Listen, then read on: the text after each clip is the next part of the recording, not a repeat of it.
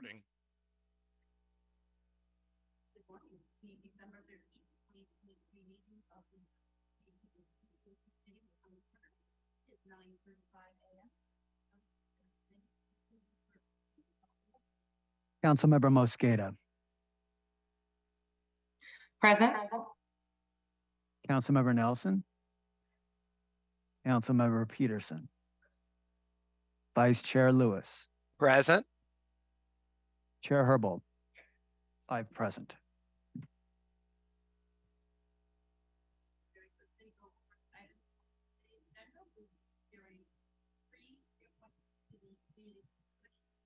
Two are reappointments from the commission. One is the we'll also be hearing the 2023 work of the Office of the Inspector General, and then finally we'll be hearing an update on the city's response to flooding in South Florida.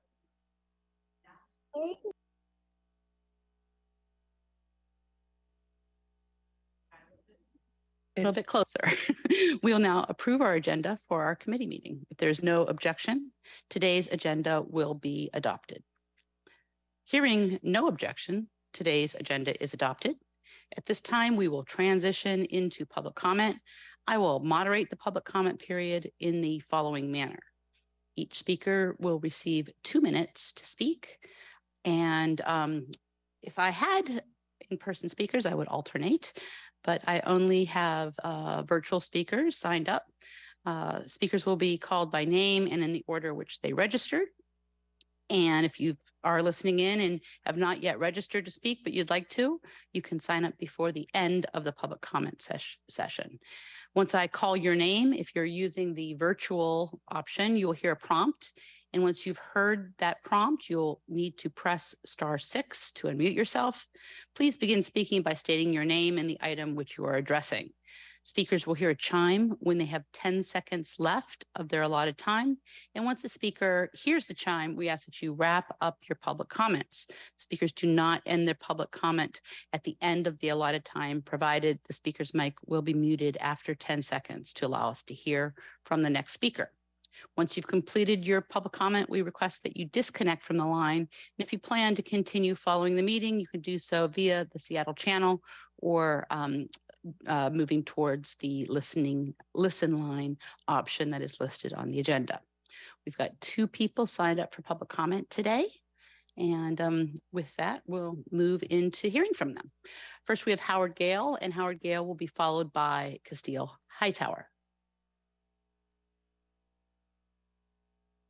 Good morning, sorry. Howard Gale, seattle.gov. As you reappoint Community Police Commission members today, reflect that in a matter of weeks, the Community Police Commission will start its 11th year of work. Does year 11 hold any more promise than last year or the years before? In regards to Seattle police abuse, these are some of the Seattle Times headlines from just the last 2 months of 2022.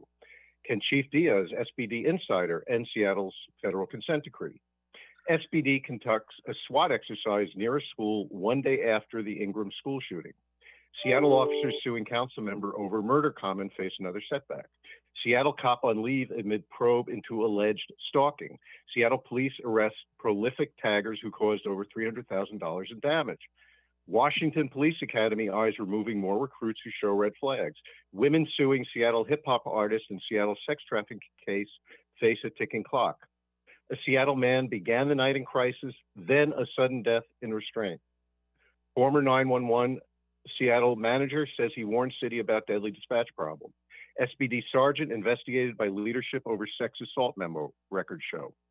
This would suggest more than enough topics directly related to policing and the consent decree for the CPC to focus on with a near $2 million budget. So what do they spend their first meeting of 2023 discussing? Small business and crime, a topic wholly irrelevant to constitutional policing and the purpose the CPC was created for under the consent decree and Seattle law. If this doesn't indicate how detached and alienated from the community the CPC has become, then this should. Last week's CPC meeting, happening exactly 1 day prior to the 1-year anniversary of SPD's brutal murder of a man in mental health crisis, starts out with an entirely false explanation as to why, over 1 year later, that man's name has not been made public and the CPC is fine with functionally ignoring this case. Good luck with year 11. Thank you. Our next speaker is Lucille Hightower.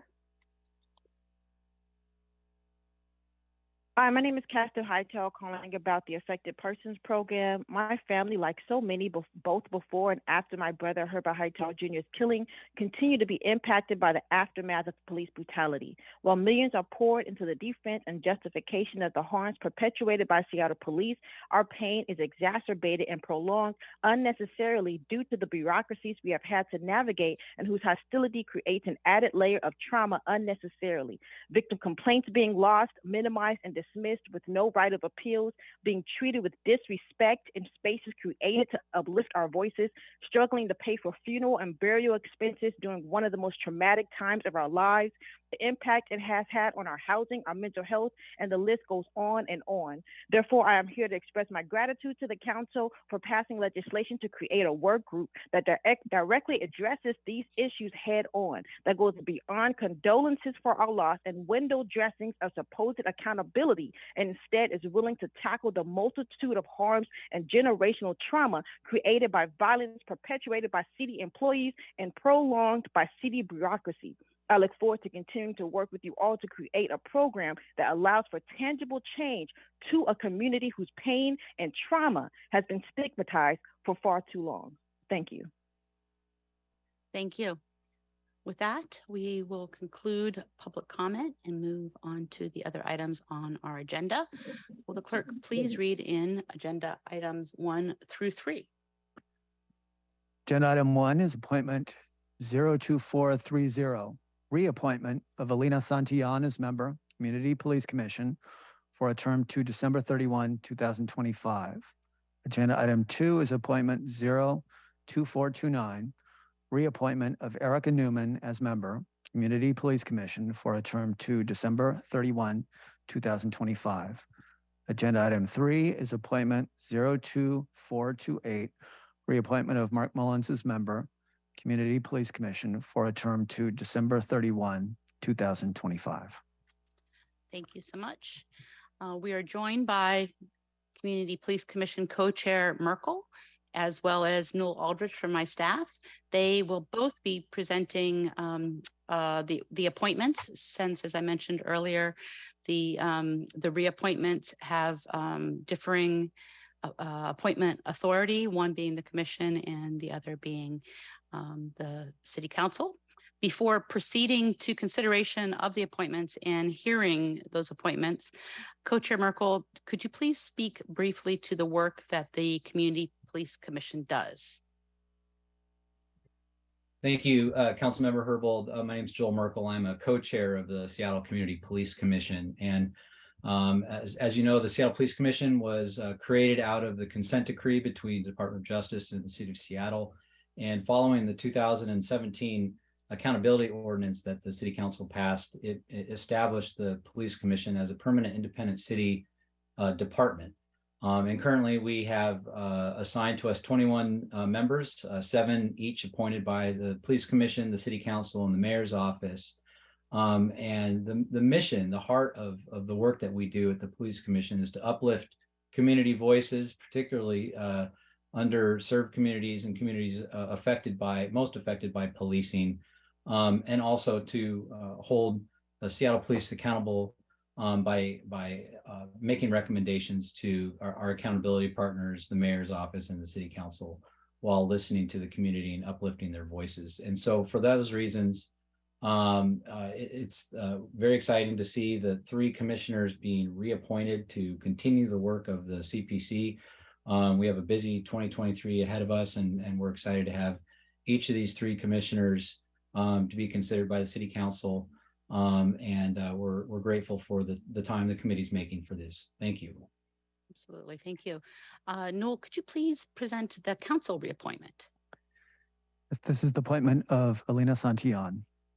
Alina Santillan works as the Director of Racial Equity for Seattle Center Cohort, supporting Seattle Center organizations to strengthen their racial equity strategies and practices. Previously, Alina worked at KEXP 90.3 FM in several roles, including as Community Engagement Manager. Alina is a graduate of the Seattle Community Police Academy and has volunteered for a number of nonprofit organizations, including Youth Care, the Rainier Valley Corps, and the Black Prisoners Caucus at Clallam Bay. Alina earned a bachelor's degree from the University of Southern Mississippi. Thank you. And since these are all reappointments and they're not here with us, if council members have no objection, we're just going to hear them all together. So with that, we'll move on to the next reappointment. Co-Chair Merkel, could you please present the next appointment? Thank you, Councilmember Herbold. I believe the next appointment is Erica Newman. Erica Newman is a CPC appointee, and she's been a valuable and contributing member of the Police Commission. And there are several work groups that she's contributed to, and the work groups are really the heart of the CPC's work. And so we're pleased that she's interested in continuing to serve, and we're pleased that the council is considering her appointment. Thank you. Thank you. And then appointment number 3, back to you, Noel. Oh, sorry. Appointment number 3 is also a CPC appointment.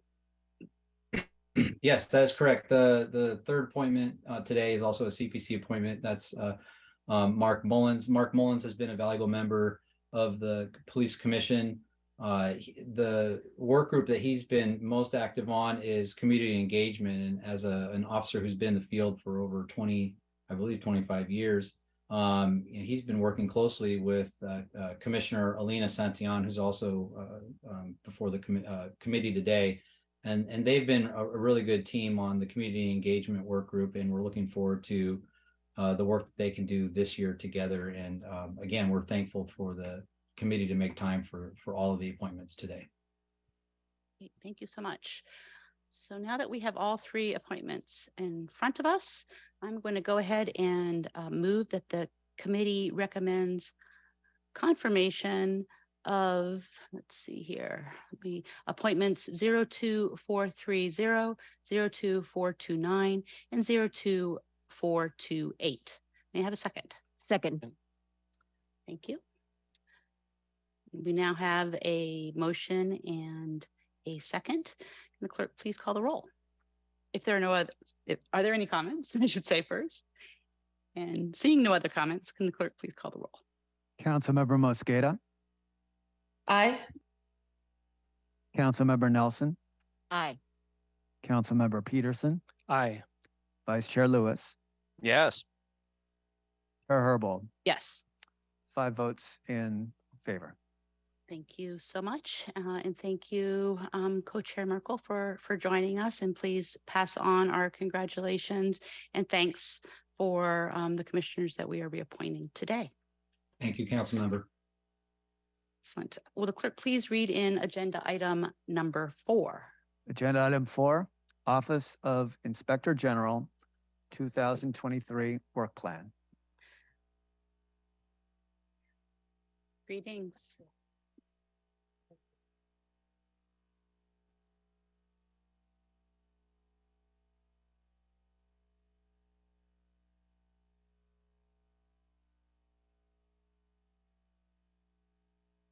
Thank you for joining us today. If we could just start with a quick round of introductions for our presenters before we get into the meat of the matter. Good morning, Madam Chair, council members. It's a pleasure to be here. My name is Lisa Judge. I'm the Inspector General for Public Safety. I'm joined this morning. Yes. Good morning. My name is Matthias Gade. I'm the Investigations Supervisor with OIG. Fantastic. Thank you both for being with us. The Office of the Inspector General is one very, very important leg of our 3-legged civilian-led police accountability system. And the accountability ordinance requires the development of a work plan and the solicitation of work plan items from other parts of the system. And given the resource limitations and challenges of OIG. They every year do their very best to facilitate the requests of the community and of council and of the items that they are required by ordinance to work on. And as we'll be hearing a little bit today, there will be more responsibilities that the city will be contemplating for the OIG moving forward as we move into the next step of the consent decree. But we'll hear about that more in a bit. And with that, I'll just turn it over to Inspector General Judge to lead us through their presentation. Thank you. Thank you very much for that, and thanks for the context for this presentation. So what I'm going to do is just work you through a little bit of our process, how this is developed, and then talk to you about the audit and policy work that we're doing. And then I'm going to turn it over to Matthias to talk about the OPA work. Then I'll come back and talk about things that are on our horizon that we simply don't have the staffing or resources to take on in this current year. So assuming I can operate this, I knew I would need technical assistance.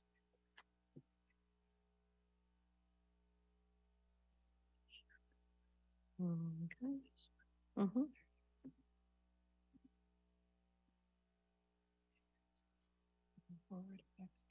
Gotcha. Okay, thank you. It is not working. There we go. Okay, so just a little bit, I think that we've, discussed our office and the structure a number of times, but just a little bit of a recap. The authorities and duties of OIG are to provide oversight to the Seattle Police Department and to the Office of Police Accountability. We recommend system improvements, so we are responsible for systemic oversight of these entities, and we were created to ensure fidelity to the consent decree over time. So we were created as an entity that would eventually take over for the federal court and the monitoring team with that type of oversight of the Seattle Police Department. How do we do that work? We do audits and reviews of SPD and OPA. We engage in policy work that involves research, best practices, convening stakeholder groups, and making policy recommendations, providing policy technical assistance to the Seattle Police Department. And we engage a lot collaboratively with community stakeholders, with other stakeholder partners in the system, and try to incorporate as best we can a variety of perspectives into our work and our work product.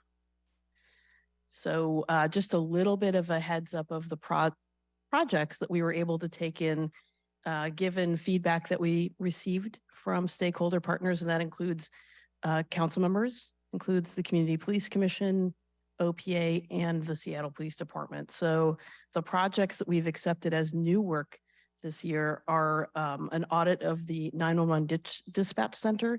That's been a priority, I think, of council and of the CPC for a while, and it was on our horizon, but we, just weren't able to take on that work in 2021 as there was a transition going on, or in 2022, but this is the year for that work. We're also looking to go back to our improvement of SPD disciplinary processes. So we're going to be following up on all of the audit products that we've produced thus far, determining the status of recommendations, making additional recommendations and suggestions for improvement.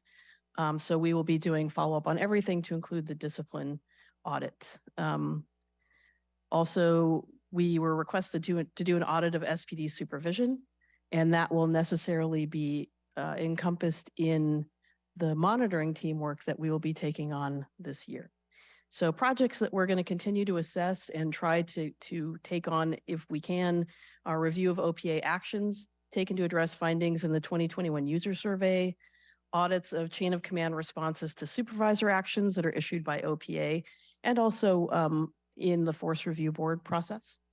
We are looking at reviewing how SPD evaluates candidates applying for SPD for possible extremist ties. And that we are really hoping to do a hiring audit in the near future. So looking to hopefully do that potentially at the end of this year or in 2024. And the use of frontline investigations. This was a request from the Office of Police Accountability to get better information and feedback on how those types of investigations are going. So just a little bit on how we prioritize our work. We use a risk assessment matrix. We, take in stakeholder input. We do research on what's going on around the country and look at best practices.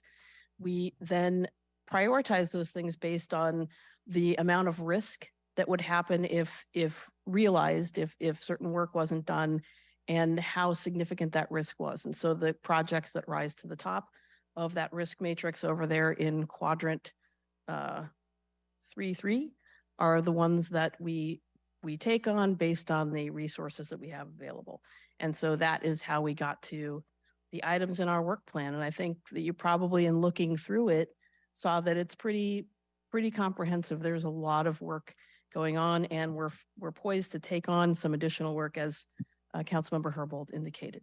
So starting with audits, some of the projects that we have going on right now is an audit of the Youth Miranda Rights Ordinance that was passed, the My Chance Dunlap Gittens Act, passed by Seattle City Council, and then further strengthened by state legislation that happened a year later for youth Miranda rights. So this project actually came as a request of Councilmember Herbold, and it is well underway with the audit project anticipated to be completed in early to mid 2023. Next up is leave administration by SPD. This was an audit that was generated at the request of the mayor's office. And in it, we are assessing SPD's controls over use of leave so that we can assess whether there's fraud, waste, abuse, things like that. And that is also anticipated to be in the first half of 2023 that we finish that project. Mutual aid is a project that we've had going on for a number of years now. It was put on hold during 2020 and 2021.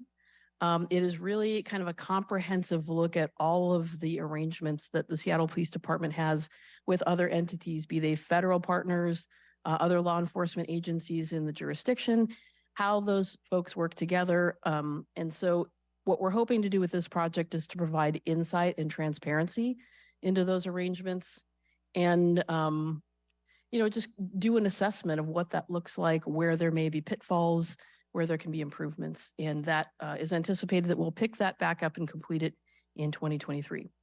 And I mentioned a little bit earlier that we're doing an audit recommendation follow-up. So we'll be going back through all of our previous projects to make sure that the recommendations that we've made are being implemented. Any questions so far? Quick question. Sure. How does the audit recommendation follow-up item differ from the earlier item that you mentioned about the discipline audit follow-up? Sure, that is part of this. So we had gotten an ask from a stakeholder partner to follow up on discipline, and there is much more work to be done in the area of auditing SPD's disciplinary processes for fairness, effectiveness, efficiency, and all that. So that piece is part of this larger work of going back and making sure the recommendations we've made are being implemented. Thank you. All right, some of the recurring audit projects that we have that are mandated by ordinance are the collection of information for law enforcement purposes under Chapter 14.12, otherwise known as the Intelligence Ordinance. And this is an ordinance that regulates how the Seattle Police Department collects and uses intelligence information, which is information about people's religious or political affiliations or sexual practices. And so it's in some ways a fairly antiquated ordinance that was adopted in the 70s, sort of controlling the keeping of dossiers, things like that. It was adopted prior to the invention of the internet, or at least the widespread availability and use of the internet. So there are some aspects of it that are potentially needing a bit of a refresh in 2023. But we have an ongoing obligation to take a look at how SPD gathers, uses intelligence information and complies with the ordinance. So we did a fairly comprehensive look a couple of years ago. We're going back, we're almost finished with this year's look at that information. So we should have that report available in early 2023. The other requirement that we have by statute is taking a look at SPD's use of surveillance technology, acquisition and use. Up until 2022, there were no approved technologies for SPD. So OIG had nothing to really review. We submitted a report, but it was very, very brief. This year, we have an obligation to review 8 technologies. Given staffing limitations and just the amount of work with 8 technologies all at once, we asked and received an extension from council. So we will have reports coming due in March at the end of Q1. And we're working currently with a consultant to try to get this first look at those 8 technologies. More have been added since then. So for this year, we will have, I believe, 12 technologies that we will have to review the end of 2023. Could be more than that. And these are some of them that we will be looking at. And do I understand correctly that as the council works on approving the technologies that are in the backlog, your obligation grows? Correct. And is the obligation to review all technologies every year? All technologies annually. And, I think one of the complicating factors there is we are required to review the previous year's technology acquisition and use, to make sure that they're using it appropriately pursuant to their stated purpose, assess disparity, look at budgetary issues associated with the technology. But we're required to produce the report by September. So it only gives us 9 months rather than a year to do a whole year's worth of, past look at technology use. So yes, the obligation will continue to grow.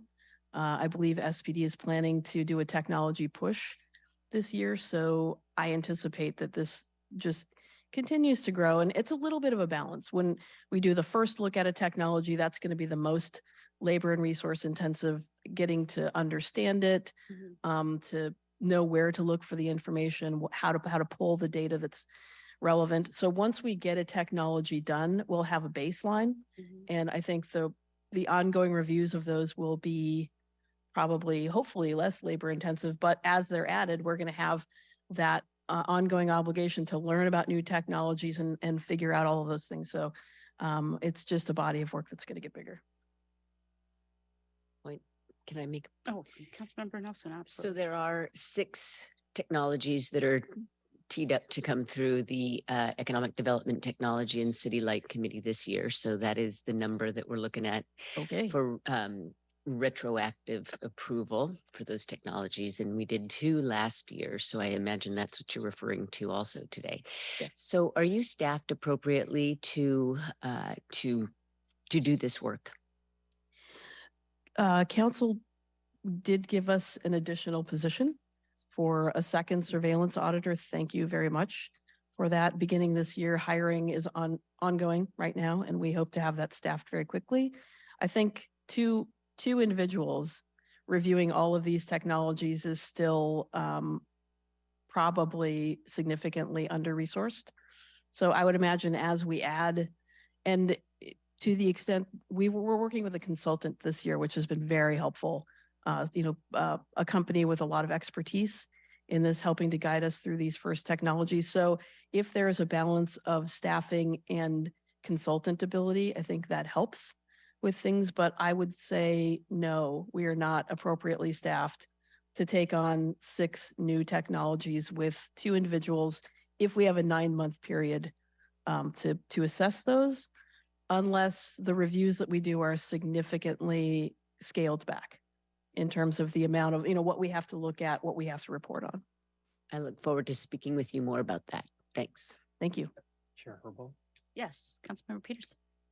Thank you very much for highlighting this issue of surveillance technology and the exhaustive reviews that are going to be required based on our current version of the surveillance technology ordinance. Appreciate the chair of that committee, Sarah Nelson, for shepherding those reviews through. And with the loss of officers or over the past couple of years, we may need to rely on technology to improve efficiencies with crime prevention. I know that some parks facilities that get broken into could benefit from some cameras, for example. And so I want to take a close look at whether, as you are reviewing these technologies every year, if there's a way that we can perhaps recategorize some of them, and maybe the review time isn't annual for each one, or some looking at some sort of efficiencies in the review process, if these are just standard technologies used for efficiency purposes, and there's less of a concern of that we hear from some folks who are concerned about surveillance. But we'll see. It seems like we'll need to take another look at this in the near future.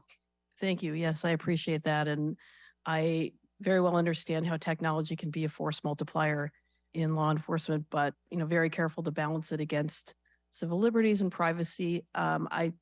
I think that your suggestion of perhaps a tiered approach for review might be really helpful. So thank you for that. Thank you. Thank you. All right, moving on. New performance audits, and I think I've mentioned these a little bit when I started. One is an audit of the Community Safety and Communications Center. So looking at the impacts of transition out of SPD and into its own department, to examine issues around that transition, to address areas of community concern in terms of call assignments, dispatch protocols, response times, crisis and equity training that is received by those folks, and how it shows up in the work and any disparities that we might find. And really, we try to add an element of looking at disparity into all of our projects. So capturing that here. Next is an audit of TASER effectiveness.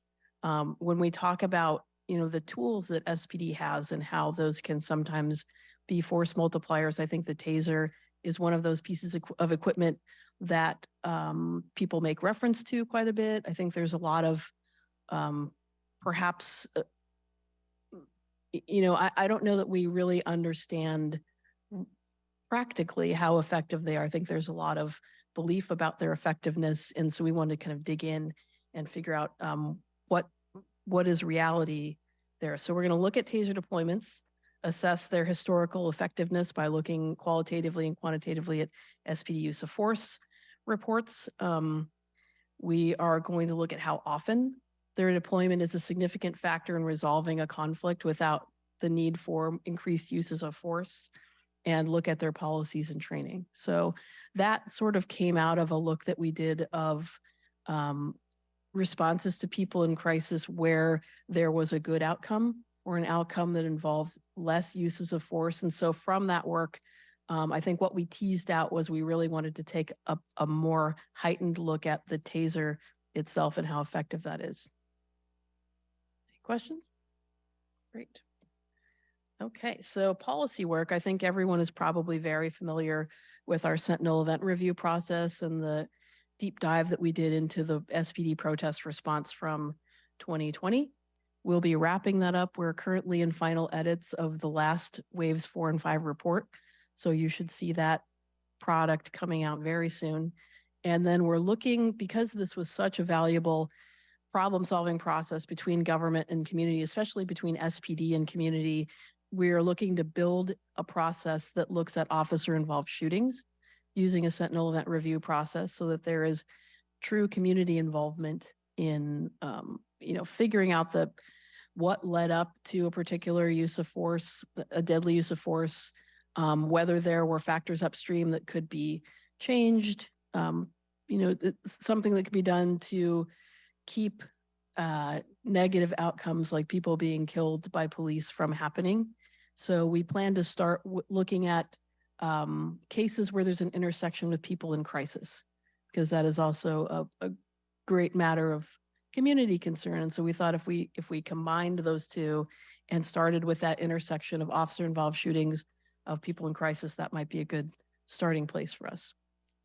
We've also been working with the Seattle Police Department on deprioritizing certain traffic offenses that are civil in nature, don't have an impact on public safety, trying to minimize the number of times that officers and community members are brought into unnecessary contact where, especially in traffic stop situations where things can go terribly awry, either for officers or community members. So we had a work group put together, worked very collaboratively with the Seattle Police Department, and the chief Diaz had deprioritized a list of offenses at the end of 2021, beginning of 2022.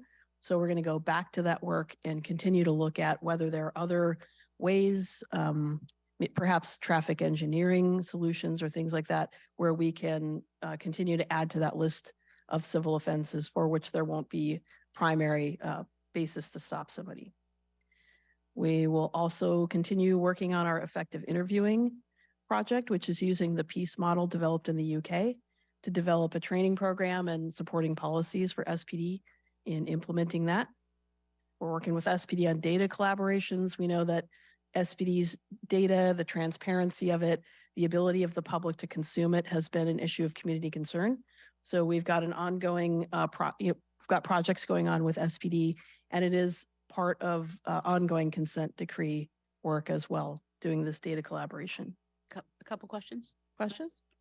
Thank you. As it relates to the recommendations coming out of the 4 Sentinel event reviews, I appreciate that the 3 accountability agencies have a dashboard where they track recommendations and the implementation of those recommendations. Are the Sentinel event review recommendations included in that? Yes, the CPC has an ordinance obligation to track all recommendations made by all accountability partners. So they're kind of the designated clearinghouse for these. But part of OIG work in the coming year is going to be developing our own dashboards. We've got meetings scheduled with SPD. They have a whole matrix of recommendations that came out of Sentinel event with statuses of each one of those recommendations, and we're up over 100 plus recommendations. So we're hoping to be able to update this committee very soon on that work and make that information publicly available. Great, thank you. And then on the item related to the use of deception by SPD officers in investigations, I just want to flag the fact that it's been a year this week since it was publicly revealed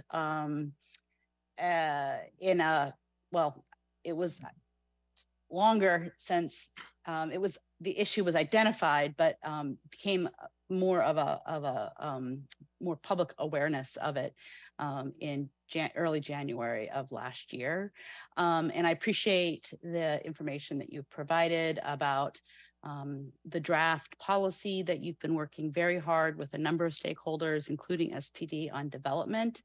But I'm just concerned that it doesn't seem like we're moving forward in actually implementing those recommendations that resulted from that intensive stakeholder work that you've been doing, both with stakeholders as well as with the collaboration of the police department. So where are we in that?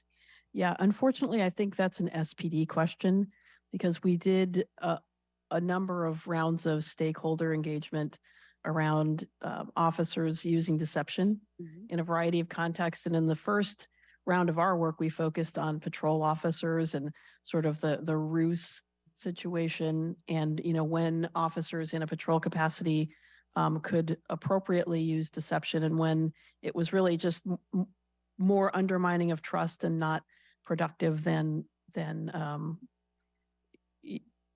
you would want. So we issued that set of recommendations to the Seattle Police Department. They have been working to incorporate those into their policy. And I think that's where it is right now. So I can certainly, we plan to reinitiate, and I'm going to talk about that on one of the next slides, more work into deception in investigations. So, what we focused on one aspect of it that was of public concern last year. Now we're going to get into other policies that go beyond patrol, into interrogating suspects, suspected of significant crimes, those kinds of situations. So we will be continuing that work. but I can follow up and try to provide you as best information I can on where the ruse policy is at with SPD. Thank you. My recollection is that the OIG draft was submitted back in October. I first heard you say I should direct the question to SPD. I appreciate your offering to find more information, but then I heard you say that they are working on integrating the policy and the recommendations into their policy. How do we know that? Have you Just conversations with leadership at SPD and the folks working in the policy development. I think that you had seen at least one draft from SPD of what they were proposing to them. The representations were that they were working to incorporate that feedback into the policy, and that's the information that I have at this point. Thank you. Okay, some of the recurring projects we have are working with the city and city partners on state legislative agenda. One of the big items this year that's going to be a project for us is on traffic stops. So it'll be work that is that dovetails with the work we're doing with SPD on traffic stops. If there is legislation at the state level, my understanding is that there are some provisions in some of the proposed legislation that would provide fundings for things like vehicle repair, things like that. So there might be other nice funding options for folks to deal with traffic, infractions like broken taillights, not working mufflers, things like that. So I think that the state legislation, if it passes, will be very helpful to the efforts that they're ongoing here in Seattle. We're also required to look at trends for the city with claims and lawsuits. That the data that we got from the city attorney's office was a tad spotty for last year. So I think we're going to make some efforts with the city attorney's office to try to get a little bit more of a comprehensive look at that information this year. We are also required to look at OPA's use of sworn and civilian staffing and to assess the efficiency and effectiveness of the use of civilian personnel there. As we know, they are constrained by CBA requirements that they can only have a certain number of civilians and they can only do certain things, but that will factor into our look at their work this year. And the last two policy projects I'm going to talk about are, I don't know if you recall, but one of the first policy projects we did was mapping of the discipline system. And that was very helpful, I think, for us to understand the system and for our partners and community to really understand how a complaint flows from the time it comes into resolution. That was part of the foundation for doing our discipline audit. And so as we move into doing more auditing of use of force, I think it's important to understand uses of force, from the time force is used.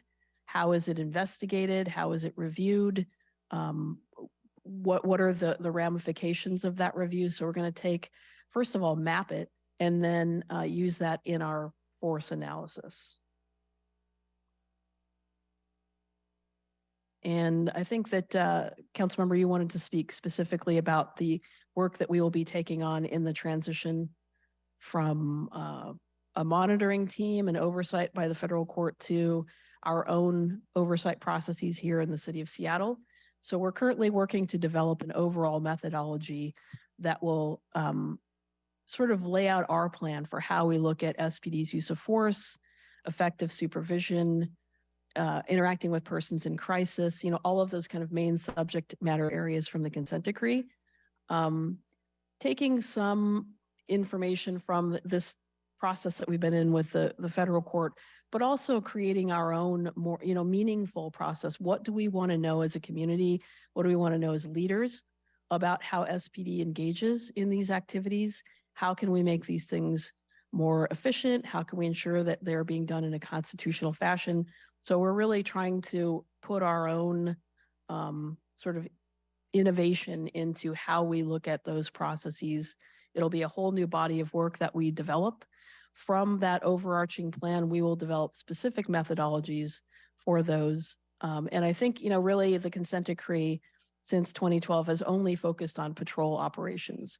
So not trying to sweep any additional operations of SPD into the consent decree process, but acknowledging that we will, as the oversight entity, once the consent decree is dissolved and we're no longer under it, we'll have to look at SPD as a whole. It'll be a much more holistic approach, including oversight of investigative processes, training, all of the other functions that have really not been part of the monitor's assessments of SPD.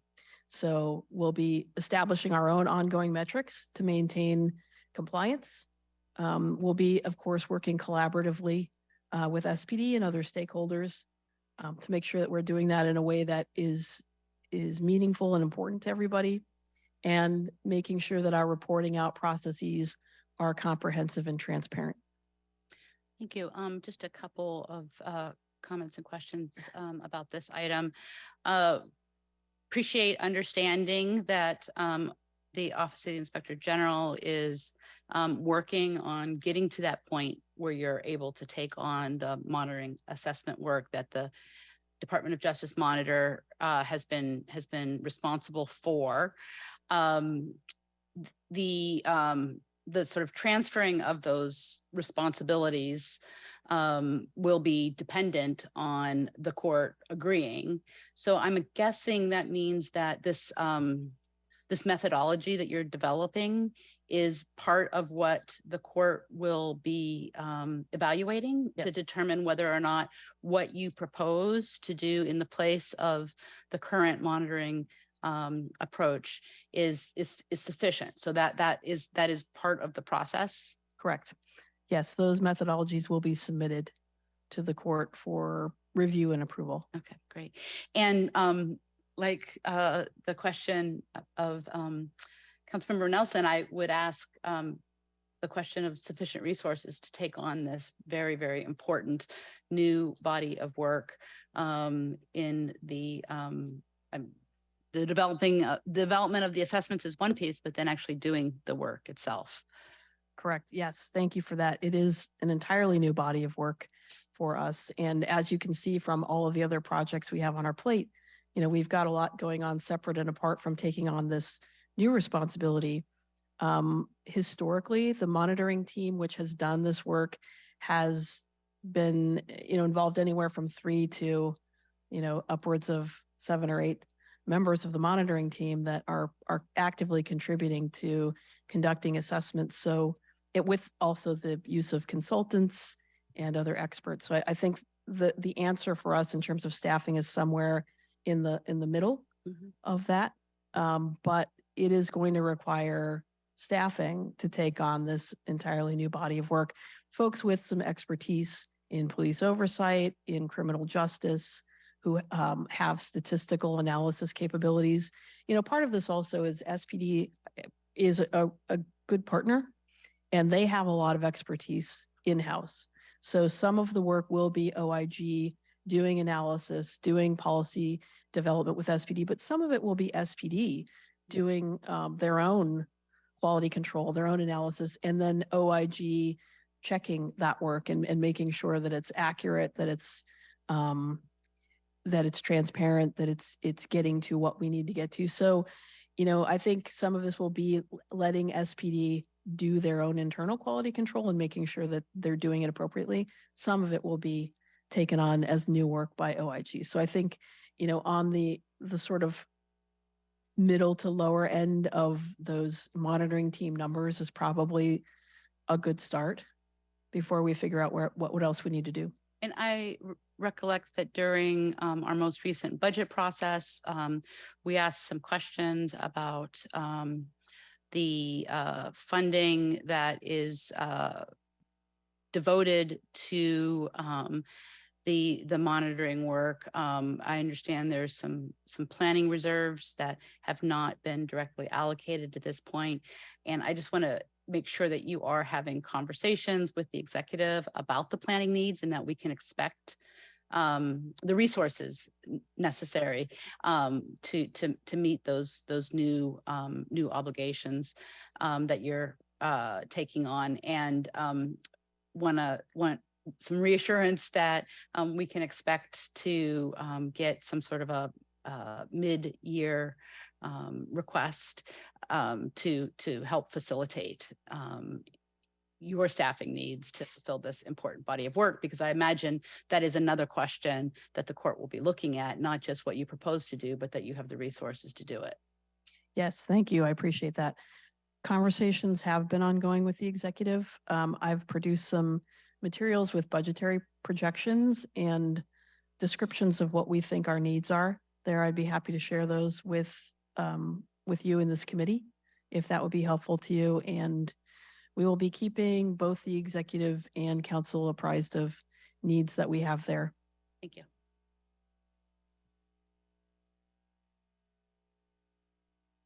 Questions? I'm not seeing any others. Okay, this will be a big piece of work, and so perhaps we can come back and talk a little bit more in depth about what this work might look like at a future time. Yeah, I think it would be helpful to have that conversation. I know that you're having it out in community or beginning to have it out in community, but I think before we submit that methodology, I think making sure that all of your partners are informed on it would be really helpful. Absolutely. Yes. Thank you. I'm feeling overwhelmed for you.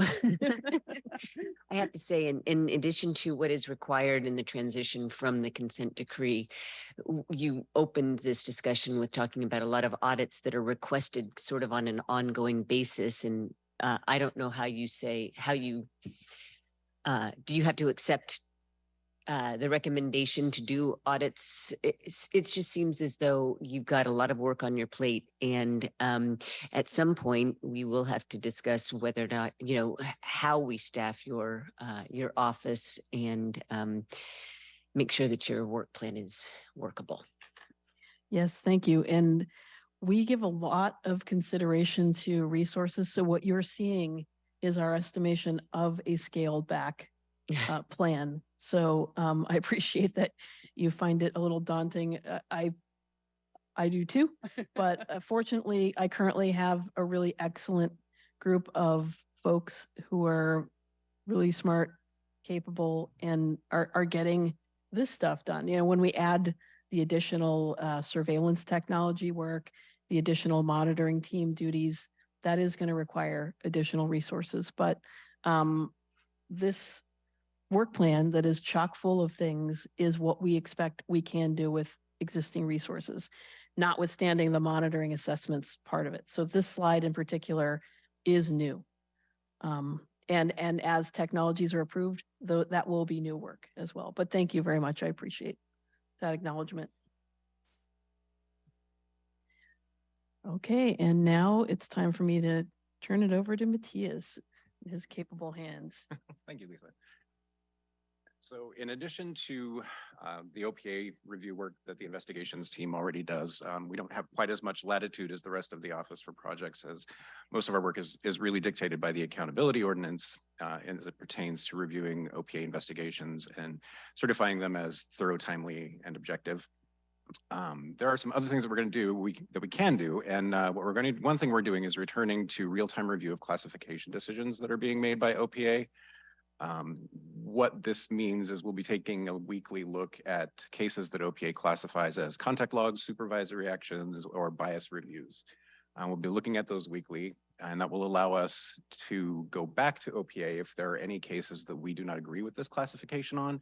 We can go back to OPA in real time with time to change those classifications if we can reach that agreement with them. So that's very good. Previously, OIG did real-time classification review. They did this weekly review. When that was done at that time, there was such a high level of concurrence with the decisions and limitations on staffing at the time that was switched eventually to a quarterly sampling of classification decisions. But now we have the appropriate staffing levels, which is really great, and that will allow us to return to the real-time sampling, which is important. We've learned that there is quite an interest in the public in the investigations role that happens at OIG. So one of the things that we're going to be really working on that I'm really excited about is increasing transparency in our work through more reporting. We're going to do more reporting on that. With the classification reviews that I just spoke of, we will start reporting on those quarterly. We'll produce a report every quarter on the classification reviews. We're going to go to full reports on investigation work semi-annually. So twice a year we'll do those, which is really important to us. We really want to increase the transparency in the office because we feel that the public is really asking for it. So that will be great. Tying into this reporting, at the end of last year, we developed a new case management system that we've just launched and started working with the first of this year, which is going to help us in that reporting and transparency. It will improve the workflow of the investigations team through OIG. It will capture the data much more effectively than what we've done in the past. It will greatly improve our ability to work with that data and customize reports and really get the data out there that the public is looking for. So that's very exciting, and all of this helps us with our goal of increasing transparency through the reporting for the year. As Lisa discussed earlier, the investigations team will also be working on a dashboard that the complainants can use to track cases that OIG is investigating, so they can keep up on the status of what's happening with their case as it moves through the investigation within OIG. Also, as Lisa mentioned earlier, with the interview training we did with Dr. Griffiths, we did that last year, which is great. And we are going to continue developing that into 2023 and put some focus on more staff training on interviewing techniques and investigative techniques, so that we can ensure the team is uniform across the board on expectations and training and all of those. So I think that's about it for investigations, if there are any questions. I just want to thank you for being committed to continuous improvement of your own systems, being reflective, inviting others in to review those systems and being open to their recommendations. I understand that some of these items that you've just covered have come from a result of that reflection and collaboration with other folks who have expertise in the system, and just want to thank you for your commitment to that work. I think that's really important in generating public trust in the system. Thank you. Thank you very much. All right. Oh, nope. Just Horizon projects, if we have a couple minutes. Okay. We eventually want to look as soon as we can at hiring practices. I think I discussed that a little bit earlier. We've had requests for us to look at SPD's response to hate crimes. And as I mentioned, the discipline follow-up, we want to envision additional work in the area of discipline. Some of the issues that hampered our previous look were we were looking at the grievance process, but really there was no set of data. There were no grievances that had been resolved in our data set period. So we're hoping to come back when there is actually information to take a look at and refresh that part of the audit. And just want to flag on the SPD response to hate crimes. A number of years ago, the city auditor did a series of audits on SPD's response to hate crimes. And those audits resulted in a number of recommendations. Some of them have been implemented. Some of those recommendations have been implemented. I do recall looking, they too have a dashboard that identifies recommendations that they have made that have been implemented, that are in progress, as well as have not been implemented. And my recollection is that there are a couple related to hate crimes that are still pending from, I believe, from either 2017 or 2018. So. Thank you. Yes, and that's work that we will engage in collaboratively with the city auditor's office. There are, really particular rules in the yellow book world about who makes recommendations and who can follow up on those recommendations once made. So we'll be in our work working with the city auditor for that follow-up piece. Thank you. Overtime and personnel management and SPD contracting and purchasing are also on our horizon. and we will get to those as staffing and resources permit. And then, of course, all of this is sort of wet cement, right? I mean, there are always emergent issues that come up that necessitate us moving things around and shifting our priorities. So as of today, this is our work plan. Depending on what happens, that may change, but we like to remain flexible so that we're able to address, critical issues of public importance as they arise. So thank you for this opportunity. Wet cement analogy. I've not heard that one before. It's a good one. I'm going to use it. All right. Thank you. There are no further questions, comments. Really, again, appreciate the opportunity to work with you and your team, and appreciate all the hard work that you do and the diligence in doing it. Thank you so much. I appreciate this opportunity and the support from, especially from you, Chair Herbold, and council members. Thank you. Couldn't do it without you. Excellent. Thank you. Madam Chair. Oh, I'm sorry. I'm so sorry. Councilmember Mosqueda. I wasn't appropriately raising my hand in the electronic version, so I can see our guests, and I just wanted to take a quick second to say something real quick, if it's still appropriate, Madam Chair. Absolutely. Okay, great. So I just wanted to thank the OIG team for being here, and especially the director. Thank you so much for being here and all that you shared. There's a few things that I wanted to lift up. One, thank you for, in your initial comments, Lisa, mentioning the Director Judge, for mentioning the importance of the extremist ideologies amendment that we included in the budget, and the requirement that the analysis of our current recruiting practices must include whether or not we are screening for extremist ideologies. I appreciate you lifting that up, given that we just are on the heels of the January 6th insurrection from 2 years ago, and we still have the highest count of sworn police officers who were present at that rally. I think it's really an important opportunity for us to turn our attention to how we learn from that, especially here locally in this Washington, within our own police department. So I appreciate the work that you've committed to doing there.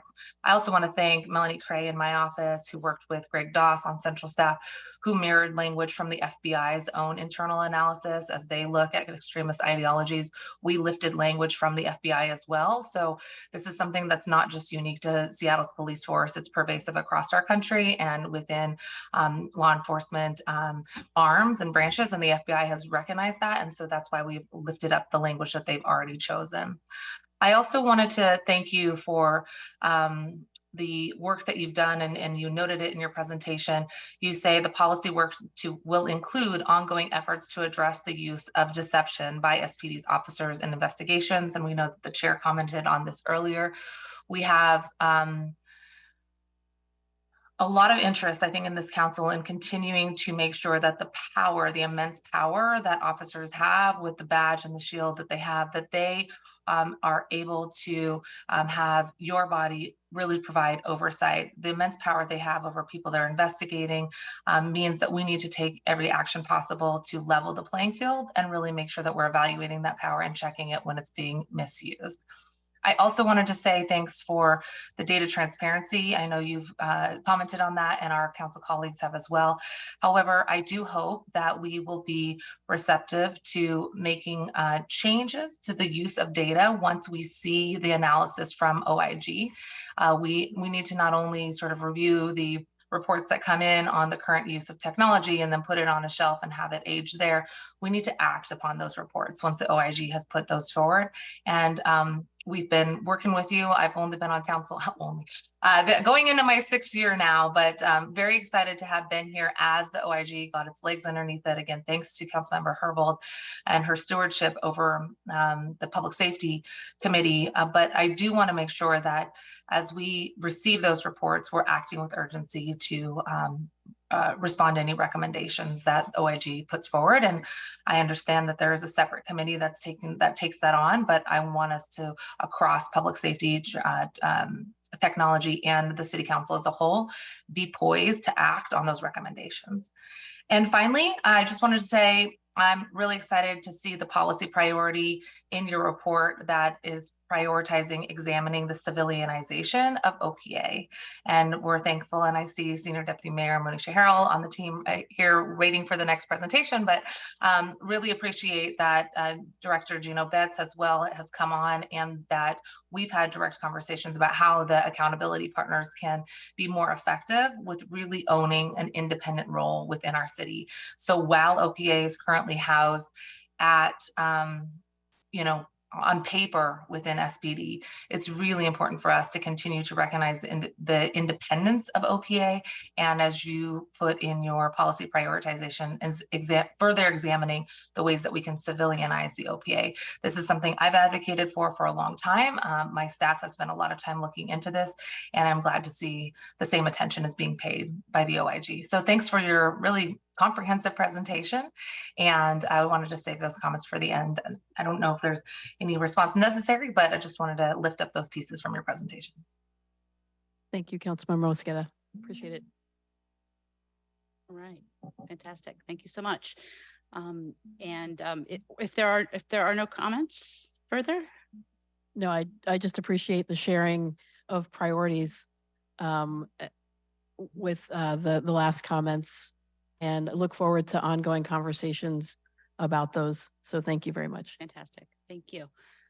With that, we'll move on to the next item and the last item on our agenda. Agenda item 5 is city response to flooding in South Park. Great. Thank you so much. Appreciate folks who are with us today. Unfortunately, my Zoom has now been closed down, so I cannot see the presenters that are remotely with us, unfortunately.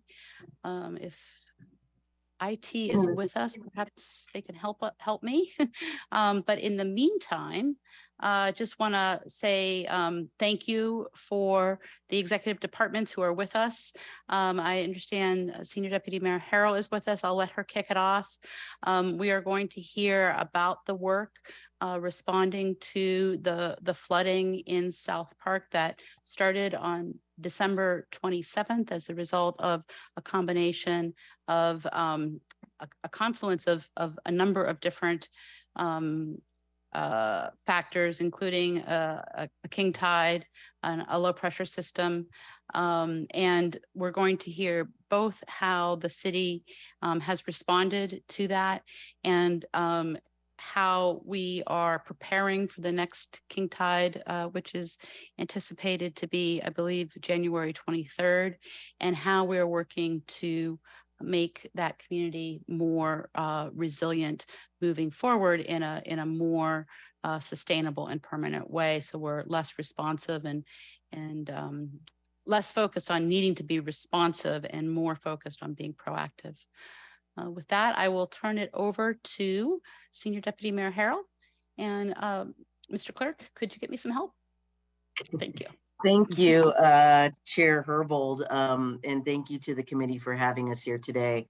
As you had mentioned, the flooding began on December 27th during the recess period, where we indeed had a lot of staff who were away from city government, taking their holiday breaks from at the year. And yet we still had a lot of city staff who were here and responding to this urgent issue. And so I just want to start off by thanking all of those city staff who were here, boots on the ground, who really made sure that those families in that community had as much help as possible to be able to meet some of their needs during this very critical time period. I was on the case, actively tracking this on behalf of the executive, and our work in South Park will continue, particularly as we have another potential flooding situation. We have another king tide that is in the forecast for the next couple of weeks, but really just want to take a moment to say thank you to all of our city staff for their support the CBOs that were on the ground immediately helping the community, and the community members who really stepped up to aid their neighbors in this moment. It could not have been done without the broad range of support that we had. And so really heartfelt thank you and support. And I will pass it over to Curry Mayer, who is our director for the Office of Emergency Management, to go through exactly what happened during that time period. Curry? Yeah, thank you, Senior Deputy Mayor Harrell. Good morning, committee. Thank you, Chair Herbold. We're happy to share this presentation with you. First, we wanted to start out with a map showing where most of the damage is for this particular flooding event. The kind of darker orange are industrial business buildings, and then the kind of lighter orange, hopefully you can see those color changes on your screen, are the residential dwellings or houses, and you can see that those are all kind of clustered in one particular area. So as Senior Deputy Mayor Harrell has stated, the flooding in South Park really started on December 27th. And it was an extreme storm, meaning a combination of very low pressure and extreme king tide and heavy rain. Those three things happening together are very unusual. And so the Duwamish River overtopped its banks and quickly inundated those areas that you saw on the map. To date, there are approximately 49 properties who have substantial damage, and homes and businesses. There are 14 agencies involved, city departments and community-based organizations, and also including King County. This is really an urban flooding response initially, with Seattle Public Utilities in the lead, and then it quickly became a recovery effort. So for our role, the Office of Emergency Management, we are now assisting with some on-scene project management. But as I mentioned, it's really an SPU-led effort, as they have the majority of the expertise, along with our Human Services Department for all of the impacts to families and residents on scene.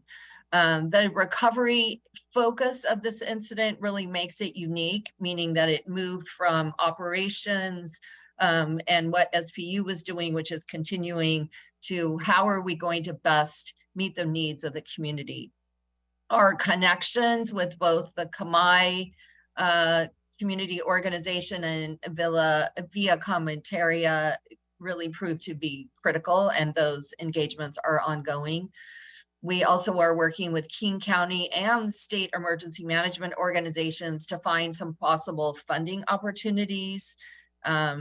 That has proved challenging, but there is some new money coming from state emergency management that we're excited about and may in fact work well for this event. So with that, I will pass it to Seattle Public Utility. Thank you, council members. I'm Carrie Burchard Juarez, Deputy Director with Seattle Public Utilities. So we were on site when this storm event happened. We had activated our wet weather preparedness activities, and since South Park is a flood-prone area, we had staff positioned there ready to respond and to observe how our system was operating. So we had staged some resources in the community, including sandbags. We also had set up a contract with Just Health Action to help us work with the community to get them prepared for the flooding events. Also, you might remember an event last year that where we had sewage backing up into people's homes. And in response to that, we've installed some grinder pumps this year, along with backflow preventers, and we have more grinder pumps that we're still planning to install. So this event, as Director Mayer mentioned, was extraordinary and it exceeded the predictions. The National Weather Service did not predict that the river would overtop. Okay, thank you. And so we really weren't prepared for the river overtopping element of this event, although we were prepared for the other elements of it. So we quickly realized that we needed to provide some emergency housing to get people out of their homes that were damaged. So we have provided emergency housing for up to 15 families. It changes day to day as people leave and go back to their homes.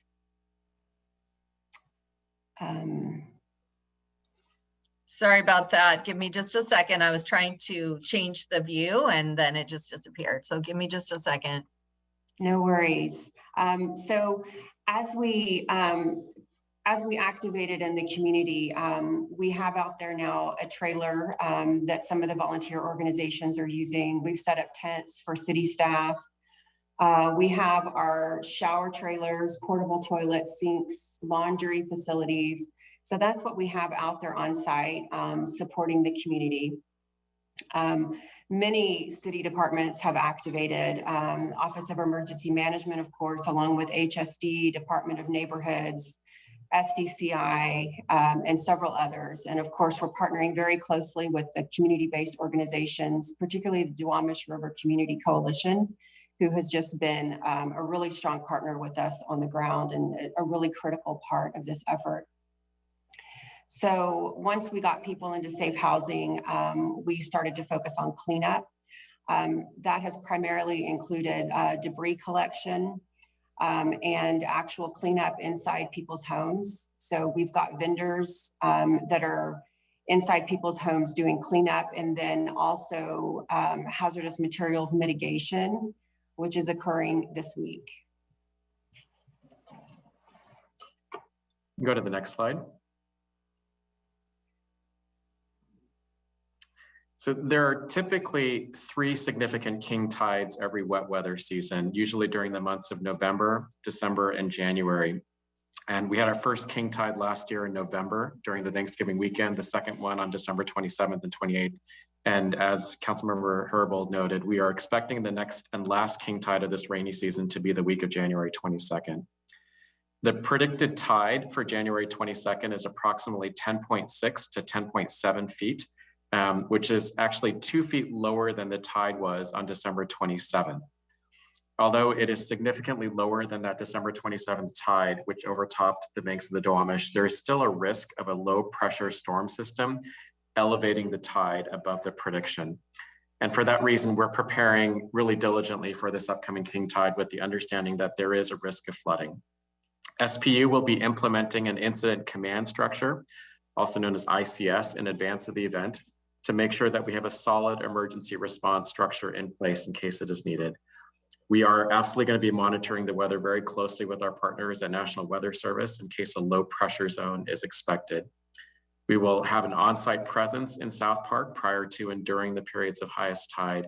And we will obviously be in touch with our partners at the Office of Emergency Management in case the event requires us to stand up the Emergency Operations Center or bring in other departments on the response. In addition to those preparations, we've identified several locations along the riverside where we observed the river overtopping during the December 27th event. And we will be placing strategically sandbags at low points along the river to protect against a similar overtopping. In addition, at least one of the sites where that overtopping occurred was actually at our SPU pump station site, and that's in construction right now. So we've already asked our contractor on that project to install a berm prior to January 22nd. As another level of protection, we are making sandbags available to the affected residents and businesses on Chicago and Kenyon Streets and 8th Avenue. We're placing sandbags also along the alleyway between Chicago and Kenyon to provide additional protection. Bottom line, we're putting in as many protections as we possibly can before the next king tide to protect people and properties in South Park. Next slide. So the event on December 27th was absolutely extraordinary. However, we have been aware for years that with climate change and sea level rise, there would be the need for significant planning and investment in South Park to provide resiliency against both the current as well as future flooding events. SPU, the Office of Sustainability and Environment, and Office of Planning and Community Development have been working for the last 5 years with community to develop a resilience district for the Duwamish Valley, which includes both South Park and Georgetown. This effort includes a focus on sea level rise adaptation, but also on community capacity and wealth building and financing mechanisms to empower community. The picture you see on the right of this slide shows an example of a sea level rise adaptation strategy. I know it's hard to see the details, but the strategy includes things like property acquisition along the river, as well as construction of physical infrastructure to prevent future overtopping of the riverbank. We're fully aware that there is going to be a need for significant investment to provide long-term protection for South Park against river overtopping. We have been in touch with the U.S. Army Corps of Engineers, with FEMA and the King County Flood Control District about the future investment needs. And we remain optimistic and hopeful that we can all work together as partners to provide the needed investments in this community. Next slide. There's a lot on this slide, which is a table of all of the South Park related efforts that our city has underway right now. I mentioned the ongoing effort with the U.S. Army Corps of Engineers. We have completed a preliminary cost benefit analysis and flood risk management study with the Corps in 2017. We also mentioned the sea level rise adaptation strategy, which was completed in 2020. Apart from the river overtopping, SPU and SDOT are already investing about $100 million in stormwater drainage infrastructure and roads. I mentioned the South Park Pump Station project. We also have a first phase of roadway improvements and drainage infrastructure that will be completed this year. And we hope to have a second phase of roadway improvements and drainage infrastructure beginning in the next few years. We are planning and beginning to plan and the preliminary design work for sea level rise infrastructure this year. And we have a FEMA BRIC grant that we're working on for that. This will lead to significant work involving, like I mentioned, property acquisition, contamination cleanup, and what will amount to funding partnerships with other parties like the Corps and the King County Flood Control District. And I mentioned we've been in touch with those agencies recently. Going to the last slide, slide number 7. I'd like to finish off with this final slide summarizing our next steps. Carrie mentioned, or actually she didn't, but we had an open house and community discussion on Saturday. Councilmember Herbold, I want to thank you for attending that community meeting. And I also want to thank Councilmember Peterson for his interest and attention and being out of the site. We were able to provide answers to many questions about preparations for the next King Tide at that community meeting. We also provided supports to residents for the claims process and even support on things like utility bill assistance program. It was mentioned earlier by Curry, but I want to thank the Duwamish River Community Coalition for organizing that meeting and organizations like Via Comunitaria and the Kamai community of Seattle and King County for their incredible service that they're providing to the community. We're planning on having another community meeting in late January, early February to talk about more future investments. I mentioned our work to prepare for the next King Tide on January 22nd. And we're working closely with residents on the recovery process for their homes, as well as our partners and with community on our sea level rise adaptation strategy. At this point, I'll hand things off to Tanya Kim from the Human Services Department. Great, thank you, Director or CEO Lee. The Human Services Department, when responding to emergency situations, is responsible for the city's emergency support function 6. So we have a formal role. This includes typically mass care, housing, and human services. For the South Park flooding response, HSD is holding regular coordination meetings with community-based organizations. You've heard about some of them already, and HSD Deputy Director Michael Bailey will speak more on that shortly. And these partners who are leaders are invaluable because we have they have trusting relationships. They bring culturally appropriate and in-house language services. They're able to get communication out very quickly in a timely and appropriate manner. HSD also provided $35,000 into new emergency contracts for things like case management and being able to have those CBOs respond to related needs quickly. In addition, HSD is coordinating with the CBOs and American Red Cross on meeting non-shelter needs. They are including topics such as medical support, transportation, food, et cetera, listed here.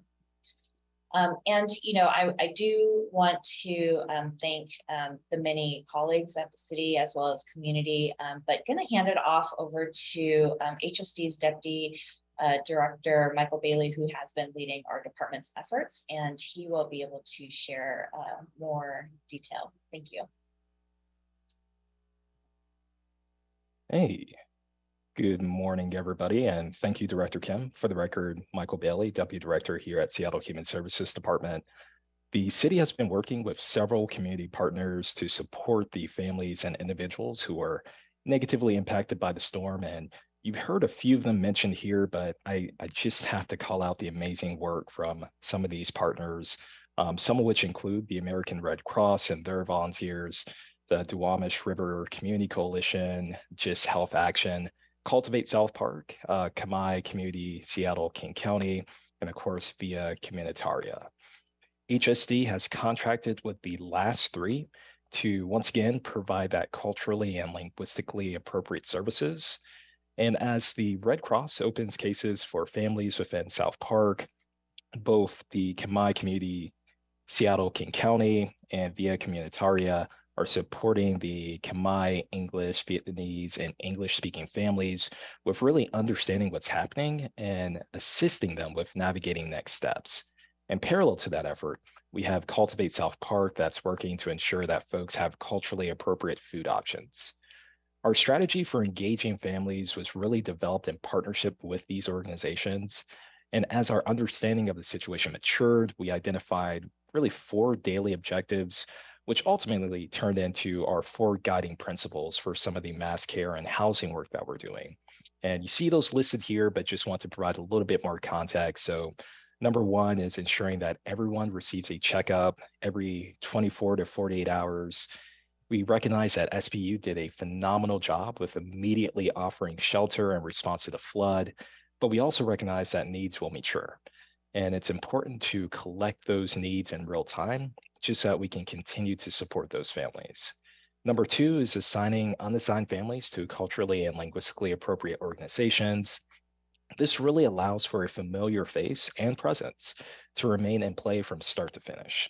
This is really intended to be their go-to person for questions and allows us to remove some of the barriers that may prevent quality service delivery. They also operate as somewhat of a trusted messenger, and I'm sure most of the folks here are familiar with that, but really just using them to help communicate opportunities to the impacted families, but also to any additional friends, families, folks that want to provide assistance. Number 3 is ensuring that impacted families have a housing option and a food option. So we have a housing group that's working diligently to support individuals who wish to be housed elsewhere as their homes undergo remediation. We're also working to house individuals who wish to permanently relocate. And that's for various reasons, some related to the flood, but some not so much. CMAR, Office of Housing, SPU, and HSD, we're all working with Kamai Community, Seattle, King County, and Via Communitaria, really to explore those options and really identify solutions on a house-by-house basis. I will say that some of the units are currently being shown. We started that process Saturday, and we'll continue to show homes to impacted residents over the course of this week. So we have that light at the end of the tunnel, if you will, but continue to work with our partners. And now that we have a better grasp of the long-term rental options, or the needs rather, we'll continue to pull in additional partners like housing connectors and other folks that can provide that assistance. And when we look at our 4th and final principle here, it's really intended to support the timely and accurate sharing of information amongst all partners. That's our CBOs, that's our city departments, that's our the community, of course, but just ensuring that we have that strong flow of communication so that as we identify questions, we're being timely with providing those responses. And we also have a standing agenda item when we meet with the CBOs to continually improve that work. And opportunities like this past Saturday to hear directly from the community will also inform some of that work moving forward. So I'll talk at a high level about next steps, and this first bullet item is really intended to reference the work happening with SPU and others to support testing around properties. And as new information is identified, we're working with CBOs to communicate that information out. That's typically with an equity lens, and that's also with a risk management lens, and just ensuring that we're being proactive with any questions that may pop up. And then for this final step, as the CBOs work with the American Red Cross to collect the information needed to support individuals with securing housing, we're again working with our housing group and our housing partners to support that work. And parallel to that effort, the Office of Housing is also contacting housing providers that may meet residents' basic criteria and helping to identify opportunities to show available units. So that's our summary, and happy to hand things back to OEM.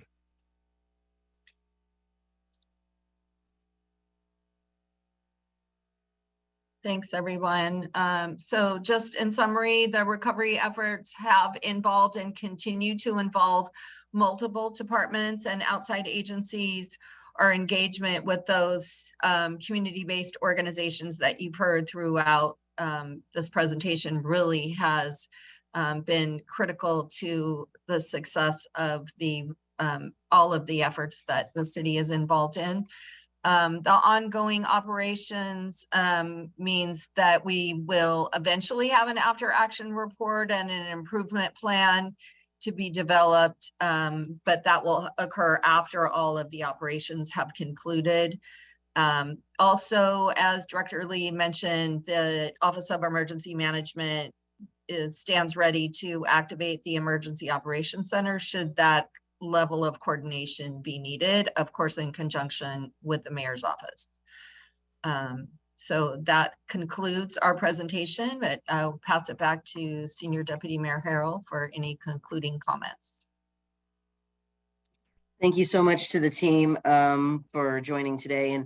And this is just 3 of the departments that are involved. There were many other departments also involved in these efforts. Also, we had OSC, DON, CBO, OIR, all of these departments played a huge role in ensuring that city government wasn't a barrier to recovery for these communities, and that we were trying to cut down as much of the coordination that they would have had to do on the outside by doing it on the inside, so that while they are in an emergent situation for themselves and their families, that we were eliminating as many of the barriers as possible for them to reach a state of recovery. So this is just a part of the team, but there are many other departments that have been and continue to be involved in this effort. Right. Well, I have a few questions and want to make sure that providing opportunities for my colleagues to ask questions as well.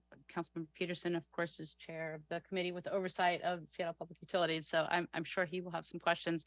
I guess I want to just start with, again, my appreciation for the work that all the departments have been doing, and that appreciation extends even doubly so, considering I don't believe we have a city department who is responsible for this type of flooding. My recollection is that flooding associated with storms is SPU's responsibility. Flooding that's related to wastewater is King County's responsibility. But we don't have, I don't believe we have an entity who is responsible for flooding associated with river topping and climate change. So that really, I think, underscores the value of all of these departments coming together and doing what needs to be done. But it also, I think, points to a future state where we do need to have a delegated department who has responsibility for this type of response and preparation for resilience. And my saying so again is not to take away from anything that our partners at the city of Seattle, in King County government, or in the community have already done above and beyond any formal responsibility. So I think my first question is just confirming that it is the case that there is no city entity that is responsible for addressing this particular type of flood response. So I'll jump in there and just say that Yeah, this was a multifaceted. There was no department that was responsible, but in our connections, we wanted to make sure that we weren't leaving the neighborhood and the family without resources. So that's why you saw a lot of coordination amongst a lot of different departments to ensure that we were doing everything we could to meet these needs. And I, you actually reminded me that this initially started out as a rescue effort with fire and SPD, where there were people who were trapped in vehicles and other places that needed to be rescued. So I think that, again, commendations to the city staff for not saying this is not my responsibility, but for jumping in to be of support to a community that needed it. And we will have to address in the future how we handle these situations, as climate change clearly impacts a coastal based city. Thank you. Yes, and my question was designed to be more, what have we learned from not having a particular point agency? Not that everybody didn't again perform admirably, and what did we learn so we could be forward looking to ensure that we do have a department that does have responsibility for this area moving forward. Want to also just echo what Director Bailey and a number of other presenters mentioned about the appreciation for both governmental stakeholders as well as NGOs, in particular the Duwamish River Community Coalition, and appreciate that HSD is working to ensure that many of the NGOs that are working in this community have the resources so that they can partner with the city to do a lot of outreach that is necessary for an adequate flood response. As mentioned, I did attend the resource event on Saturday. That resource event sort of turned into a little bit of a Q&A from the NGOs who have this responsibility of sharing information with the community. And I just want to flag that following up from that meeting, I have received several questions from those entities who are charged with partnering with the city and communicating with impacted families.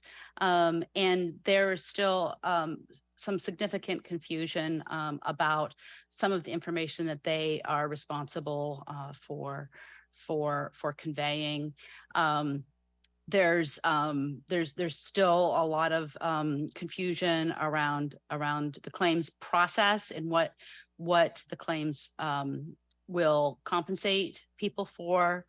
There is a lack of understanding about who actually is responsible for making the determination of whether or not homes are safe to live in, whether or not that means returning or people who are still in their homes. I thought I heard somebody reference or use the phrase relocating all of the people in impacted homes, and I don't believe that's happened. Maybe that's because not all families need to be relocated because the living conditions aren't dangerous, but I think there is a lack of understanding about who makes that determination.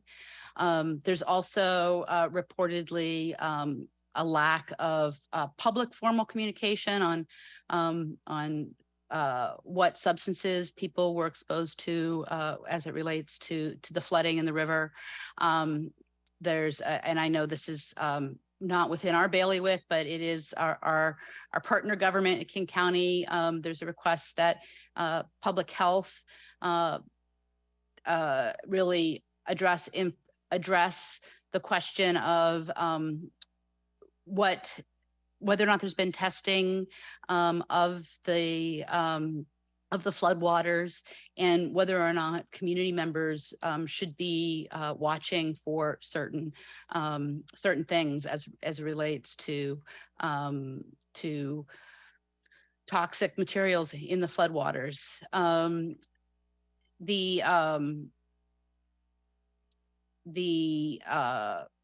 I think the last thing I would want to flag relates again to the upcoming King Tide. I appreciate, Director Lee, that you referenced some of the planning that's being done. I'm hoping that some of the elements of that planning can be provided in a written format, so that we can have some more time before the 23rd to delve into those plans, and also share them with the community. That's another thing that people are asking me is, what are the plans for preparedness for the 23rd? Again, appreciate that we've addressed some high level planning efforts, but would be appreciative of having additional more in the weeds information.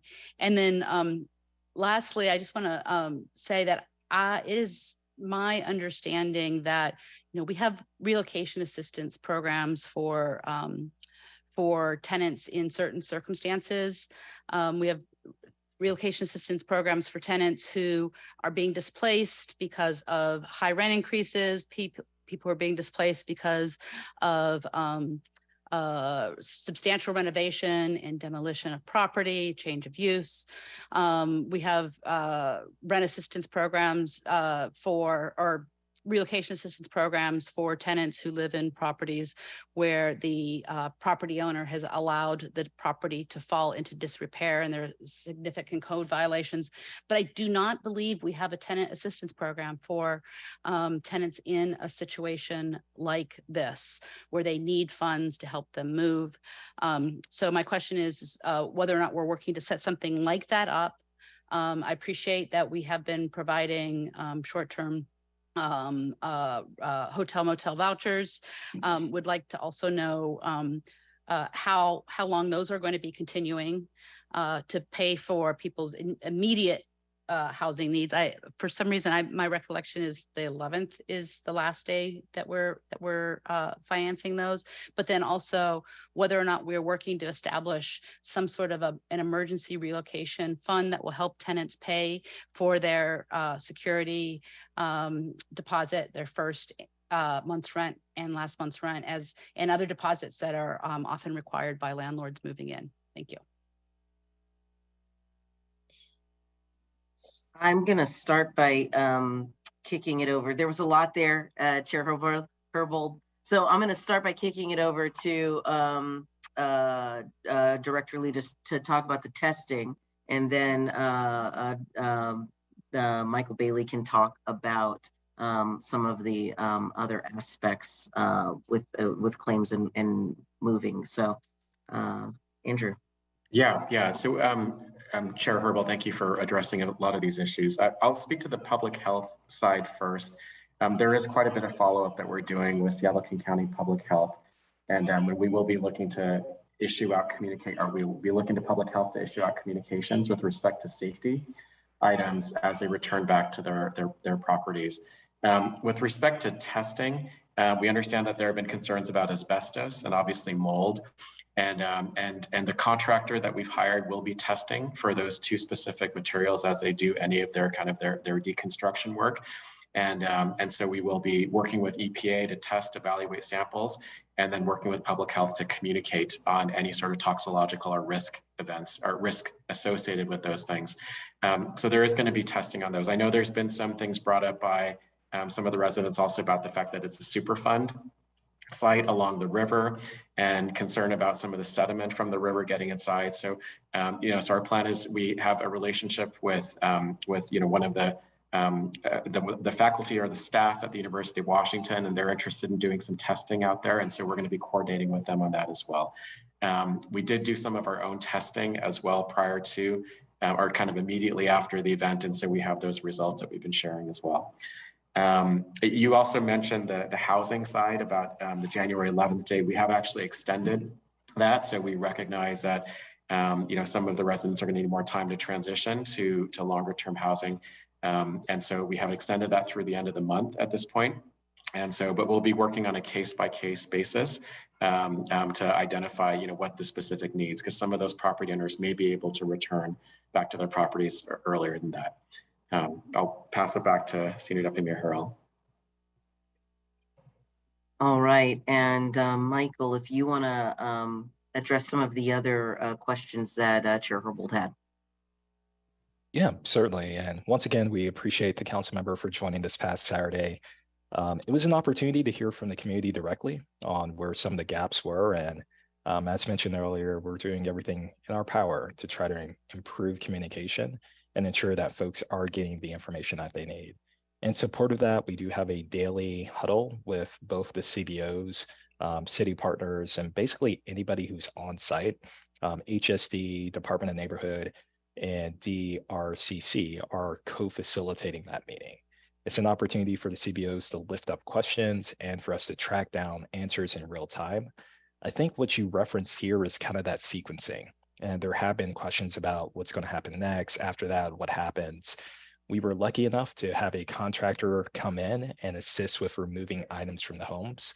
That was Rubicon, and incredibly thankful for their service. It's a group of veterans, so I'm somewhat biased there, but greatly appreciate them helping out. And following that is when a lot of the claims started to come in. We saw an influx come in this past Saturday. I believe we're tracking north of 30 so far. So we're headed in the right direction, but we recognize that people still have questions. As part of our messaging yesterday, we aligned on messaging to start communicating to community members that, hey, if you have questions, we'll have someone here on site from 10 a.m. to 3 p.m. For the remainder of the week up until Friday. And if you need help walking through the claims process, we're happy to have that conversation with you. If that doesn't work for your schedule, send us an email or work with your case manager, and we'll get you the assistance that you need. And I can also confirm that SDCI joined the daily community meeting earlier today, and the director is present and ensuring that the community organizations have what they need to ensure that the families have what they need. But here again, we welcome any additional opportunities to improve, and we will continue to improve throughout the process. And what kind of expenses will the claims process compensate residents for? And I myself would not be able to speak to that. That would be an SDCI and potentially SPU item, but happy to work with partners to collect that information and bring that back to you. Is anybody else in the panel able to speak to that? I mean, I think that's, as I say, there's confusion about the claims process, and I think that lies at the heart of it. People want to know whether or not they should use the claims process based on a layman's understanding of what the claims process will pay for. We have not entirely been sure of all of the things that the claims will cover. We've been trying to also work with our other partners, as you mentioned, King County and other intergovernmental partners. This is a natural occurrence. And so we understand that some of these community members have not been able to successfully get things like flood insurance to be able to support these claims. We are reaching out to federal partners to see what they may offer. And so while it's still fresh, we're helping them collect the information and submit it to whoever may be available. We are not guaranteeing them, and we're being pretty clear with the community that we can't guarantee what will be able to be covered, but we want to make sure that they're put in the best position for any recovery if that is available to them. So this is unfortunately one of those areas where, particularly in terms of flood coverage for these homes and other things, a lot of them have not been able to secure that level of insurance. And we are working as best as we can to just make sure we don't lose anything in the process, and we give them every opportunity for what might be available without knowing certainly that there is a certain recovery. And so given that uncertainty of what people can receive compensation for outside of flood insurance with city resources and other governmental resources that might be made available, given that there is that uncertainty, can we create some certainty around the costs associated with low-income residents' needs to acquire new housing? Can we create a fund that will help people pay for their first, last, and security deposit? Our teams have been doing, again, evaluating each situation on a case-by-case basis, seeing who qualifies, how we can get people support for relocation, particularly if they're renters and they're not particularly tied to staying in that location and they're open to movement. We have been offering assistance.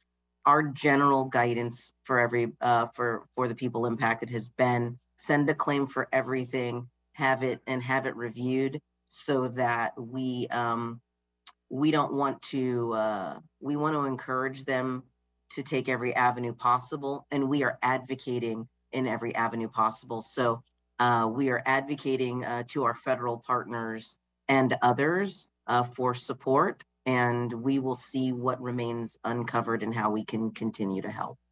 Okay, thank you. Just want to make some time and space for my colleagues. Councilmember Peterson. Thank you, Chair Herbold. Thank you for hosting this interdepartmental team today and the concern for those residents and small businesses impacted in South Park and also in your district. And really appreciate the Harrell administration for their rapid response, their coordination, and then anticipating the event the week of January 22nd, setting up the incident command system in advance.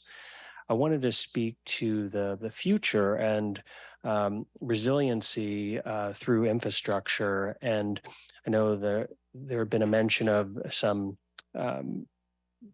work going on since 2017. Well, since then, of course, we've got something new available to us. The congressional earmarks came back in 2021. And I know that our congressional delegation will share our concerns about this area. But we would, for our part, I believe we need to come up with the architectural drawings and cost estimates, within the next 75 days to provide our congressional delegation with a request of what we might need to have a physical fix to this area, whether it's a more permanent berm or a wall that goes up against the Duwamish River there. But it seems like we might want to take advantage of this federal funding that we could get and work toward that effort. So wanted to ask what your thoughts are on that. Thank you. Yes, Councilmember Peterson, I appreciate you identifying that. And in fact, I think there are two things that are very helpful as well. The other thing is, like you mentioned, there are some grants, like we mentioned the FEMA BRIC grant, that are immediately available to us. There is also the bipartisan infrastructure law that was passed, which is also providing an influx of funding. I spoke to the fact that we've had conversations with the Army Corps of Engineers, and they have expressed strong interest as well as staffing availability to begin having some additional conversations about some of the improvements that were discussed, and launching ahead with a feasibility study, which would be the next step to potentially secure a stronger partnership with the Army Corps of Engineers. You're correct. Planning is the next step, followed by design. We've also, I just want to say, we've had some initial conversation with some members of Congress as well. They've expressed strong interest in identifying funds specifically for this. So bottom line, there's quite a bit of work ahead of us, but we have so far received strong interest in this from all the partners that I've mentioned, as well as the county. I forgot to mention the county, but County Flood Control District is another partner, and they've also expressed interest in working together with us. I appreciate the various departments being proactive about this. And then as the political leaders in the area, I think we're really unified on this. And so we'll continue to be engaged with the congressional delegation as well, so that they know that we have a unified care about this and want to get it fixed. Thank you. And just to follow up on that question, I did really appreciate the opportunity I had in August to take the tour that SPU hosted with Senator Murray and Representative Smith's office to support the Army Corps of Engineers funding for this feasibility study to address river topping and sea rise related flooding. I understand also that there was a separate tour with Representative Jayapal's team. As I understand it, this funding will support a feasibility study. We don't have to do it now, but I do need to get more understanding of how the feasibility study relates to the study that was already done on this issue, and how that next study moves us down, into further steps. And I also want to flag how important, as I heard from SPU in my briefing prior to this meeting, a berm is one solution to the issue of river topping and sea rise, but as I was reminded, we do have to do community engagement around that solution. And so I just want to flag that we don't always have to do things sequentially. Sometimes we can do things simultaneously. And I really hope that we can not only expedite the request for funding for this feasibility study, as well as any earmarks for design work and community engagement. But I really think that we need to be moving on multiple tracks simultaneously, because I think, as was mentioned, this particular event was not anticipated for, I believe, another 10 years. And the fact that we are seeing more of these events happening in a more compressed fashion says to me that our planning predictions are based on, our planning efforts are based on maybe outdated predictions. Yeah, I appreciate that, Councilmember Herbold, and agree with your general kind of thought about moving things concurrently. Share that desire. With respect to the studies, and I've come to an understanding on this as well. The Army Corps of Engineers, what they did initially was a benefit cost analysis. And that benefit cost analysis, planning level analysis, was more based on to kind of get them to a point of saying, yes, we want to engage on this. Fortunately, what it showed was that there is a high level of interest from Army Corps of Engineers, high kind of benefit cost ratio for Army Corps of Engineers to engage. And they have indicated, their Seattle office, that this is their highest priority, actually. And so for kind of an upcoming project. So all of that is positive. And so, yes, I think the pathway is paved. The feasibility study is the next step. And that's, in essence, looking at different options more definitively. There were a few options that were looked at, I think like 7 or 8 in the original planning level work that they did. This is to dive into that more, and it provides a basis for funding partnership with the federal government. So that would be the next step. Fantastic. As Councilmember Peterson mentioned, we are interested in working with our partners in Congress on the issue of federal earmarks. I believe through our inquiries with OIR, the earmarks are solicited, I think in March. So if we can determine quickly what our next ask is, we are at the ready to help. Thank you for that, Chair Herbold. We actually are organizing right now a meeting with our congressional delegation to be able to view the site with us with a tour and collectively figure out how they can support. So that was one of the reasons we engaged OIR at the very beginning of this incident. So I think we're on the same page there, and really looking forward to working with all of our partners for the support that they can help provide. Fantastic. Thank you so much. Again, I am just so appreciative of everybody's teamwork and the number of city staff who have been engaged in that work is really encouraging to me. And I know it's encouraging and heartening to community members as well. I cannot express more deeply my appreciation.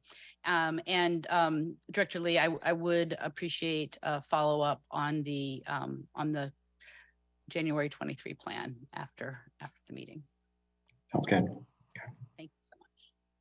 Any other comments or questions? Seeing none. Thank you all for making the time on a short notice. I know my request was made last week and really appreciate everybody joining us here today. The next Public Safety and Human Services Committee meeting is scheduled for Tuesday, January 24th. Before we adjourn, just checking to make sure there are no comments from my colleagues. Seeing none, it is 11:34 a.m. and we are adjourned. Thank you.